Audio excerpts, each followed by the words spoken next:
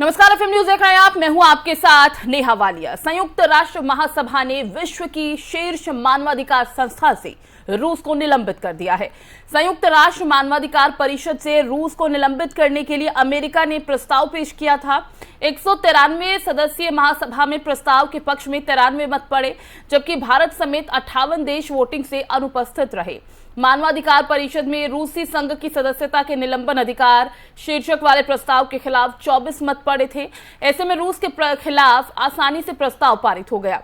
मतदान से अनुपस्थित देशों में बांग्लादेश, भूटान, ब्राजील, मिस्र, Indonesia, Iraq, Malaysia, Maldives, Nepal, Pakistan, Qatar, Saudi अरब, सिंगापुर, दक्षिण अफ्रीका, श्रीलंका और संयुक्त अरब अमीरात भी शामिल हैं। संयुक्त राष्ट्र में भारत के स्थायी प्रतिनिधि टीएस तिरुमूर्ति ने मतदान के बाद कहा कि भारत ने आज महासभा में रूसी महासंघ को मानवाधिकार परिषद से निलंबित करने से संबंधित प्रस्ताव पर मतदान में भाग नहीं लिया। हमने तर्कसंगत और प्रक्रिया सम्मत कारणों से ये किया है। बताते चले कि रूसी सैनिकों द्वारा यूक्रेन के बूचा शहर में की गई नागरिकों की हत्याओं की तस्वीरें और वीडियो सामने आने के बाद अमेरिकी राजदूत लिंडा थॉमस ग्रीनफील्ड ने 47 सदस्यीय मानवाधिकार परिषद से रूस को निलंबित करने का अभियान शुरू किया था। अब रूस को यूएनएचआरसी से बाहर कर दिया गया है। इससे पहले महासभा ने 2011 में लीबिया को परिषद से निलंबित कर दिया था।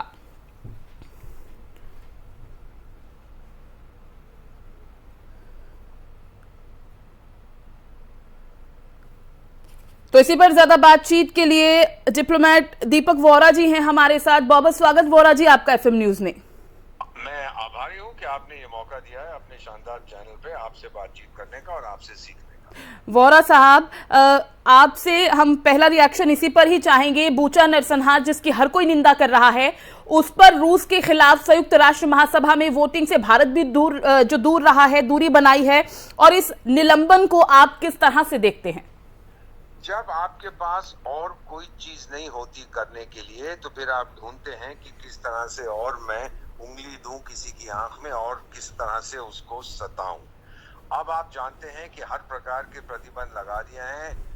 व्लादिमीर पुतिन्स्की, मैं पुतिन्स्की कहता हूं, ज़ेलेंस्की साहब के साथ जो उनकी दोस्ती है, तो उनके बच्चों पे भी लगा दिए हैं, उनके निकटतम संबंधियों पे भी लगा दिए, परिवार पे लगा दिए, रिश्तेदारों पे लगा दिया। बस अब एक बचा है सैंक्शन। अब सूर्य देवता से कहना है कि तू अपनी रोशनी रूस में मत फेंका कर, उस पे भी प्रतिबंध लगा देंगे।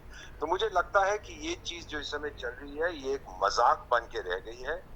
आज से 1 महीना पहले मैम, आपने जितना आप न्यूज कवर करती हैं, शायद साल में एक बार आपने यूक्रेन का जिक्र किया होगा। जी। हर दिन दुनिया भर की ऑब्सेशन यूक्रेन बन गई है। मैं जो बाइडेंस्की साहब हैं बुजुर्गवार, उनको एक चीज कहना चाहता हूँ कि इस समय दुनिया के सामने बहुत सी दूसरी चुनौतियां हैं। आतंकवाद की है, क्लाइमेट चेंज की है, चाइनीज महामारी की है, लेकिन आप कहां से कहां हमें ले जा रहे हैं। 24 घंटे आप यूक्रेन की बात करते हैं। रूस को आपने हटा दिया है तो क्या तीर मार दिया आपने? रूस नहीं जाएगा वहां पर। किसी को, हमारी जो परंपरा है, हमारी फिलॉसफी है मैम, अगर किसी से बात करनी है तो उसको कमरे में बुलाओ और बात करो। कमरे से बाहर निकाल दोगे तो किससे बात करोगे? ये लोग समझ नहीं पाते। हमारी बहुत पुरानी परंपरा है, चाणक्य नीति भारत की है। अमेरिका का तो एक ही है, अंग्रेजी में माई वे और द हाईवे। भाई वो जमाना चला गया है। अब छोटे छोटे देश भी तुम्हारा ये मुखालफत करते हैं और आप कहते हैं कि हम अपने हक में करेंगे जो कुछ हमें करना है। ये मेरा ख्याल है मैम, बाइडेंस्की साहब को समझ आ रहा है, बात नहीं करते। दुनिया बदल रही है उनकी आंखों के सामने, लेकिन वो बुजुर्गवार हैं, तो आप क्षमा करिए, वो अब भूल जाते हैं चीजें। तो वो देख रहे हैं कि बदल रहा है, लेकिन फिर भी कहते हैं कि ये वही अमेरिका है जिसने सोवियत संघ को तोड़ा था। हो सकता है आपको मुबारक हो आपका अमेरिका, लेकिन दुनिया बदल रही है। तो ये निकालने से, इस तरह से किसी को कमरे से बाहर कर दिया, डिस्कशन नहीं करेंगे, इसके क्या फायदा? रूस कहता मत करो, मत बात करो, बहुत अच्छी बात। ये है कहानी। बिल्कुल सिंबॉलिक मेजर, इसकी कोई अहमियत नहीं। लेकिन वोरा साहब, रूस के खिलाफ जो वोटिंग हुई है और उस वोटिंग से भारत अगर दूर रहा है तो उस पर अमेरिका ने अपनी नाराजगी जाहिर की है। इस नाराजगी को आप कैसे देखते हैं? मैं ये देखता हूँ कि वो हमेशा से यही सोचते रहे कि सारी दुनिया का मैं चाचा हूँ। और न सिर्फ वोरा जी, भारत बल्कि 58 देश ऐसे हैं, भारत समेत। मैं आपको बता रहा हूँ मैम, अब हम देख रहे हैं कि जो वोटिंग पहले इतने यूएनजीए में इतने लोगों ने वोट किया, अब वो घटती जा रही है संख्या। वो भी कह रहे हैं ये सब वोट करने से फायदा क्या है। और अमेरिका और यूरोप तो खरीदते जा रहे हैं गैस और तेल रूस से, हमें कह रहे हैं कि मत खरीदो, तुम कुर्बानी दो। क्यों? क्योंकि यूरोपियन व्यक्ति जो है वो इतना नरम हो चुका है, वो कुर्बानी नहीं देना चाहता। भारत की परंपरा क्या? चाणक्य ने क्या कहा था मैम? ये जो करोड़ों लोग आपका कार्यक्रम इस समय सुन रहे हैं, देख रहे हैं, मैं एक चीज बताना चाहता हूँ। चाणक्य ने कहा था कि मेरे दुश्मन का दुश्मन मेरा दोस्त है। बिल्कुल सही है, लेकिन ये कब कहा था कि मेरे दोस्त का दुश्मन मेरा भी दुश्मन होना चाहिए? अरे भाई, अमेरिका मेरा दोस्त है, रूस उसका दुश्मन है, तो ये किसने कहा है कि मैं रूस को अपना दुश्मन बना लूं? रूस मेरा दोस्त है, अमेरिका उसका दुश्मन है, तो ये मतलब नहीं कि मैं अमेरिका को अपना दुश्मन बना लूं। ये चाणक्य ने कभी नहीं कहा था। ये लोग समझ नहीं पाते। हमारी बड़ी टॉप की डिप्लोमेसी है, न्यूएंस डिप्लोमेसी है।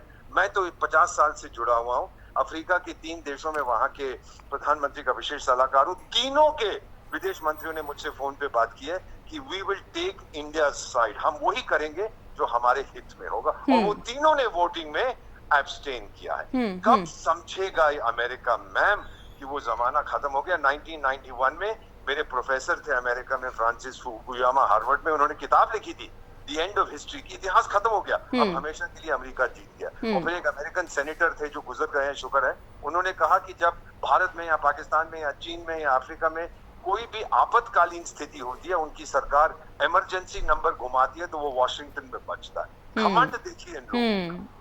और ये उसी का हैंगओवर है। ठीक है वोरा साहब, अमेरिका का तो आपने रुख स्पष्ट किया, लेकिन ये बूचा नरसंहार के बाद आप कैसे देखते हैं? क्योंकि रूस और यूक्रेन के बीच तमाम देशों ने कोशिश की है कि आपसी सहमति से कोई हल, कोई समाधान निकल पाए। भारत ने भी यही कहा कि आप बातचीत करें, समाधान निकालिए। युद्ध किसी भी बात का अंतिम समाधान नहीं है और विकल्प होना चाहिए, उसे आपको तलाशना चाहिए। लेकिन इस पूरे सिनेरियो में जेलेंस्की की भूमिका को आप किस तरह देखते हैं? वो तो सर्कस का जोकर होता था, हंसाता था लोगों को, कभी अपने डोले दिखाता है, मसल्स मेरे देखिए, कभी रोता है कि नेटो बेकार है, कभी कहता है नेटो बहुत अच्छा है, कभी कहता है वो क्या नाम उसका बाइडेंस्की साहब बड़े बेकार के हैं, कभी कहता है बड़े अच्छे हैं। और अगर समझौता करना है मैम, आपने भी ये देखा है, जानता नहीं आपकी संतान है कि नहीं, मेरे ग्रैंड चिल्ड्रन है, आपस में झगड़ा करते हैं, हम दोनों को आमने सामने बिठा देंगे, जब बात करो, क्यों झगड़ा कर रहे हैं, कमरे के बाहर रुकते हैं। हाँ। वो ही हो सकता था। लेकिन जहाँ पे चाचा जी, मैं बात कर रहा हूँ अमेरिका की, वो हर चीज में दखल देना चाहते हैं, तो फिर समझौता कैसे होगा? और हमेशा जेलेंस्की कोई बात करता, पहले कहने लगा कि मैं थक गया हूँ, अब और नहीं लड़ूंगा, अब मैं रूस से समझौता करूंगा। तुरंत फिर बाइडेंस्की साहब पहुंचे, अरे ये लो और हथियार, लड़ो मेरे लड़ो, मैं तुम्हारे पीछे।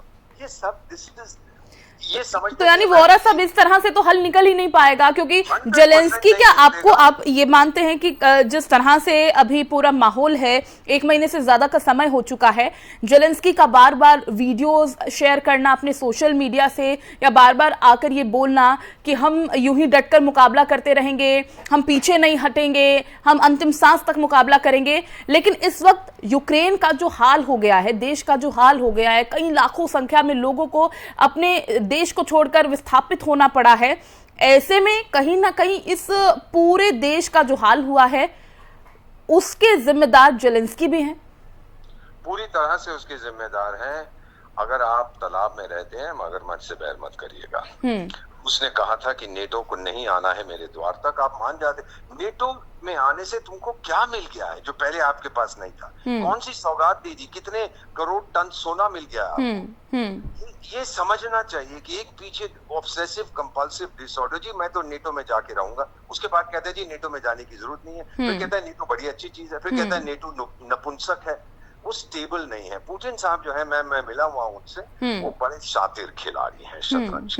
वो जानते हैं कि ये नौजवान मेरे सामने कुछ नहीं है, लेकिन ये नौजवान सोचता है कि सब मेरे को इतनी फूंक दे रहे हैं। मैंने सिक्योरिटी काउंसिल को एड्रेस किया, जनरल असेंबली को एड्रेस किया, यूरोपियन पार्लियामेंट को एड्रेस किया, ब्रिटिश पार्लियामेंट को एड्रेस किया, कांग्रेस को एड्रेस किया, मैं तो दुनिया का शहंशाह बन नहीं बने हैं मैम। वो उसका मजाक बना रहे, ये समझता नहीं है कि उसकी बलि दी जा रही है। लेकिन वोरा साहब, मुझे लगता है कि तमाम जिन चेहरों का आपने जिक्र किया, ये शायद ये भूल रहे हैं कि शिकार कौन हो रहा है। वो मासूम जनता जिसने कभी सोचा भी नहीं था कि एक दिन ये हश्र होगा उनका, वो मासूम लोग जिन्होंने अपनी जान गंवा दी, बूचा नरसंहार जिसके देश भर में मुझे लगता है हर दुनिया में हर देश इस वक्त निंदा कर रहा है, खामियाजा सिर्फ उन्हीं लोगों को भुगतना पड़ रहा है। बाकी सब अफ्रीका में कहावत है, जब हाँ। हाथी लड़ते हैं नुकसान घास का हो, यही हो रहा है। बिल्कुल बिल्कुल वोहरा साहब, बहुत बहुत शुक्रिया आपका हमारे साथ जुड़ने के लिए, बहुत बहुत शुक्रिया।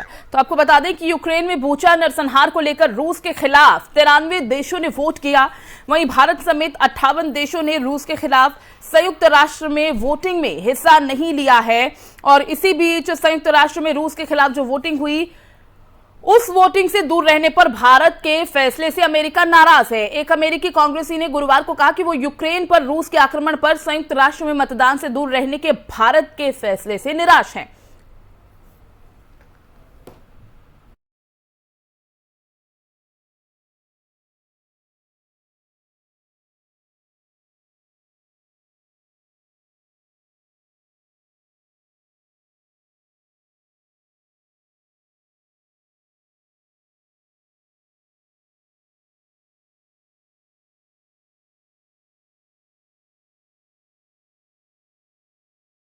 बढ़ते आगे, क्रिकेट में कभी कभार ऐसा देखने को मिल रहा है जब बॉलर किसी बैट्समैन को आउट करने के बाद जश्न मनाने में मशगूल हो जाता है और तभी अंपायर उस बॉल को नो बॉल करार देकर बॉलर के जश्न को फीका कर देता है। कुछ ऐसा ही वाक्य देखने को मिलता है क्रिकेट से राजनीति में आए इमरान खान के साथ भी ऐसी ही ट्रेजेडी हुई है। अपनी तिकड़मबाजी से अविश्वास प्रस्ताव खारिज कराने और नेशनल असेंबली को भंग करवाकर जश्न मना रहे इमरान को सुप्रीम कोर्ट ने तगड़ा झटका दिया है। पाकिस्तानी सुप्रीम कोर्ट ने संसद बहाल करने के साथ ही अविश्वास प्रस्ताव खारिज करने के फैसले को भी गलत बताते हुए वोटिंग कराने को कहा है, जिसके बाद 9 अप्रैल को सुबह 11 बजे अविश्वास प्रस्ताव पर वोटिंग होगी। सुप्रीम कोर्ट के इस फैसले के बाद पाकिस्तान के सभी विपक्षी दल जमकर जश्न मना रहे हैं। अब अविश्वास प्रस्ताव पर फिर से वोटिंग होने की स्थिति में उन्हें इमरान खान को अपनी साख बचाने के लिए बहुमत हासिल करना होगा।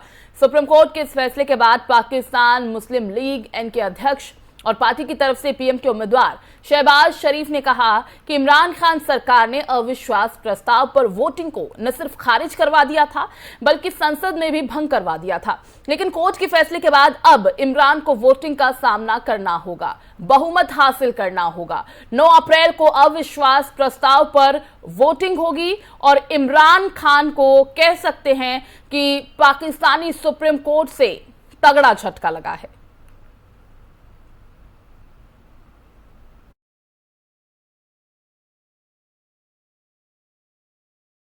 पिछले एक हफ्ते के भीतर जो बाइडेन प्रशासन के कम से कम 4 वरिष्ठ अधिकारियों ने अलग अलग मौकों पर भारत को यह चेतावनी दी है कि उसने रूस के साथ अपने कारोबारी रिश्तों को बढ़ाया तो इसके परिणाम भुगतने होंगे। लेकिन इन तमाम तरह की परिस्थितियों के बावजूद भारत और अमेरिका के बीच 11 अप्रैल को विदेश और रक्षा मंत्रियों की 2+2 वार्ता होगी। वार्ता में हिस्सा लेने के लिए विदेश मंत्री एस जयशंकर और रक्षा मंत्री राजनाथ सिंह वॉशिंगटन जाएंगे। अमेरिका का प्रतिनिधित्व विदेश मंत्री एंटनी ब्लिंकन और रक्षा मंत्री लॉयड ऑस्टिन करने वाले हैं। बताते चले कि अमेरिका यूएन में भारत से अपेक्षा रखता है कि वो रूस के खिलाफ वोट करे, लेकिन अमेरिकी दबाव के बाद भी भारत ने अपना रुख साफ करते हुए कहा कि वो अपने हितों के मुताबिक ही काम करेगा।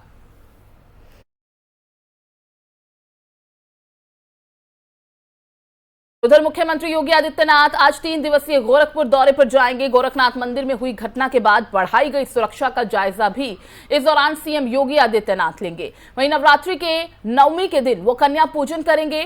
साथ ही इसके पहले वो 9 अप्रैल को एमएलसी चुनाव में नगर निगम बूथ पर मतदान भी करने वाले हैं। मुख्यमंत्री योगी आदित्यनाथ भटहट में निर्माणाधीन आयुष विश्वविद्यालय में घटिया निर्माण का निरीक्षण करने भी जा सकते हैं। इसके अलावा वो गोरखपुर भारत सेवा संघ के कार्यक्रम में भाग लेंगे। गोरखपुर के गोरखनाथ मंदिर पर आतंकी हमले के बाद से चाक चौबंद किया गया है। मुख्यमंत्री योगी आदित्यनाथ का आवास होने की वजह से हाई सिक्योरिटी जोन में आने वाले विश्व प्रसिद्ध गोरखनाथ मंदिर की सुरक्षा को लेकर सवाल उठने लगे थे। आतंकियों के निशाने पर रह रहे गोरखनाथ मंदिर को पूरी तरह से बुलेट प्रूफ किया गया है। चाक चौबंद सुरक्षा का ये नतीजा रहा कि आतंकी हमले में जानमाल का नुकसान नहीं हुआ। ड्यूटी पर तैनात जवानों ने समय रहते आतंकी को धर दबोचा।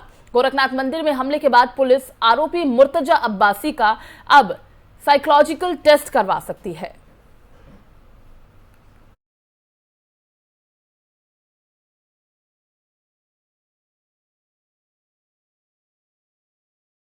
खबरों में बढ़ते हैं आगे, बात करेंगे दिल्ली की। दिल्ली सरकार ने ई साइकिल पर सब्सिडी देने की घोषणा की है। सीएम अरविंद केजरीवाल ने इस बाबत ट्वीट कर जानकारी दी है। उन्होंने अपने ट्वीट में लिखा कि दिल्ली वासियों को बधाई, हम प्रदूषण के खिलाफ लड़ाई में एक महत्वपूर्ण कदम उठा रहे हैं। दिल्ली सरकार की बेहद सफल ई वाहन सब्सिडी नीति का दायरा ई साइकिल तक बढ़ाया जा रहा है। ई साइकिल से दिल्ली वासियों को प्रदूषण फैलाने वाले वाहनों का इस्तेमाल कम करने में मदद मिलेगी। वहीं दिल्ली सरकार के परिवहन मंत्री कैलाश गहलोत ने बताया कि ई साइकिल पर सब्सिडी देने वाला दिल्ली देश का पहला राज्य बन गया है। अभी तक देश के किसी राज्य ने ई साइकिल को अपनी पॉलिसी में शामिल नहीं किया है। ये काम दिल्ली सरकार द्वारा किया गया है और उन्होंने कहा कि केजरीवाल सरकार पहले 10,000 ई साइकिल की बिक्री पर प्रति ई साइकिल 5500 रुपए की सब्सिडी देगी और इनमें से पहले खरीदी गई 1000 ई साइकिल पर 2-2 हजार रुपए अतिरिक्त प्रोत्साहन राशि दी जाएगी। वहीं कार्गो के लिए पहले खरीदी गई 5000 ई साइकिल पर 15-15 हजार रुपए तक की सब्सिडी दी जाएगी। ई कार्ड खरीदने पर अभी व्यक्तिगत के नाम पर सब्सिडी दी जाती थी, लेकिन अब कंपनी को भी 30,000 रुपए की सब्सिडी दी जाएगी। तो दिल्ली में ई साइकिल पर अब आपको सब्सिडी मिलेगी। और एक बार फिर आपको बता दें कि केजरीवाल सरकार का अहम फैसला ये माना जा रहा है और ई साइकिल पर सब्सिडी देने वाला दिल्ली पहला राज्य बन गया है। दिल्ली सरकार द्वारा ये अहम कदम उठाया जा रहा है।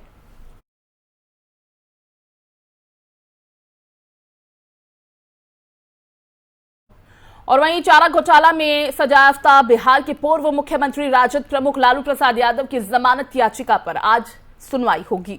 लालू यादव की जमानत के मामले की सुनवाई झारखंड उच्च न्यायालय के न्यायमूर्ति अपरेश कुमार सिंह की अदालत में होनी है। बताते चले, चारा घोटाला के डोरंडा कोषागार मामले में लालू प्रसाद यादव को 21 फरवरी को सजा सुनाई गई थी।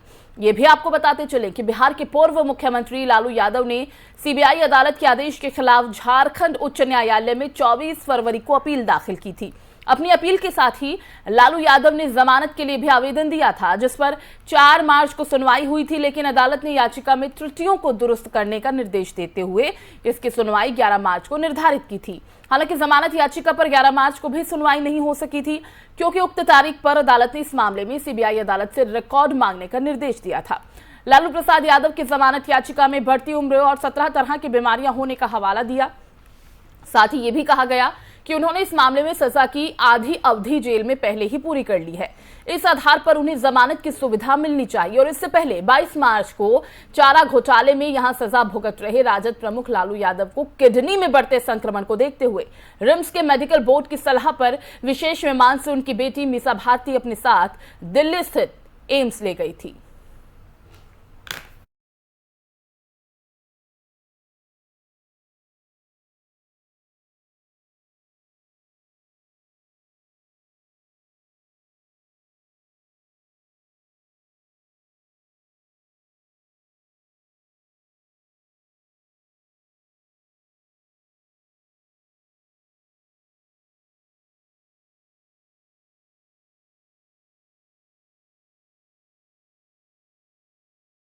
बढ़ते आगे, देश में महंगाई की मार लोगों का जीना मुहाल कर रही है। हर दिन बढ़ती फ्यूल कीमतों के चलते लोगों के लिए बाहर जाना मुश्किल होता नजर आ रहा है, क्योंकि गाड़ी या 2 व्हीलर में पेट्रोल डीजल भरवाना कह सकते हैं कि जेब पर डाके की तरह है। मौजूदा 18 दिनों में पेट्रोल और डीजल की कीमतों में 10 रुपए प्रति लीटर की बढ़ोतरी हो चुकी है।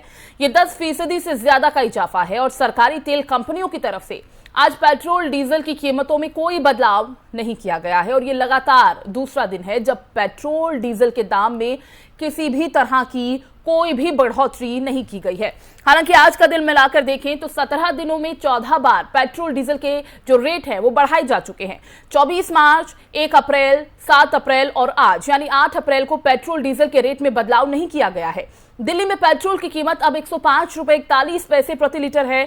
डीजल के दाम 96 रुपए 67 पैसे प्रति लीटर है। बात मुंबई की करें तो यहां पर गुरुवार को पेट्रोल की कीमत 120 रुपए 51 पैसे प्रति लीटर रही। डीजल के दाम की बात करें तो 104.77 प्रति लीटर है। कोलकाता में भी हालात कुछ ऐसे ही हैं। पेट्रोल के दाम 115.12 प्रति लीटर है। डीजल के रेट 99.83 प्रति लीटर है। चेन्नई में पेट्रोल के दाम 110.85 प्रति लीटर है और डीजल का अगर हम दाम उसका जिक्र करें तो 100.94 प्रति लीटर की दर पर यह बिक रहा है।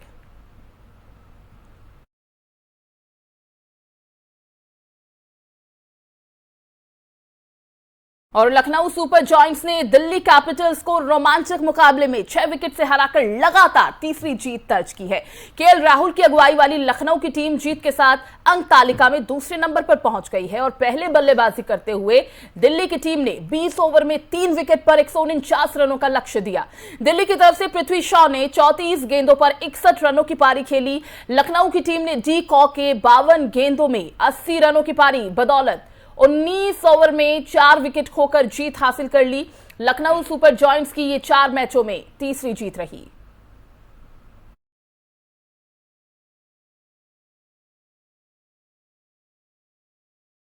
खबरों में बात करेंगे मौसम की, क्योंकि प्रदेश में लगातार तापमान में वृद्धि हो रही है। बात हम अगर बिहार की करें तो सूरज अब तलक तेवर दिखाने लगा है। मौसम विभाग के मुताबिक अगले 24 घंटों में दक्षिण बिहार में पारा 44 के पार जा सकता है।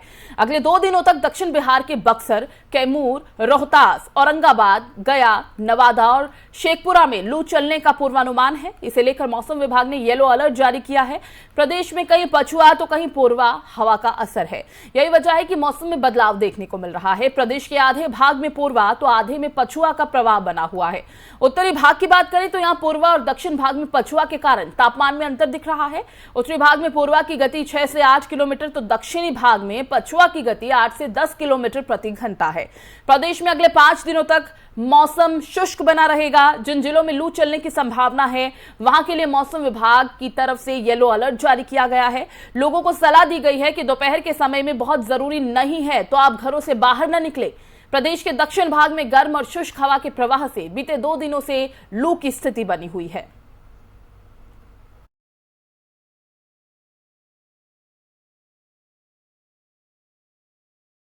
इस बुलेटिन में फिलहाल बस इतना ही। बाकी खबरों के लिए आप बने रहिए एफएम न्यूज के साथ। दीजिए इजाजत, नमस्कार।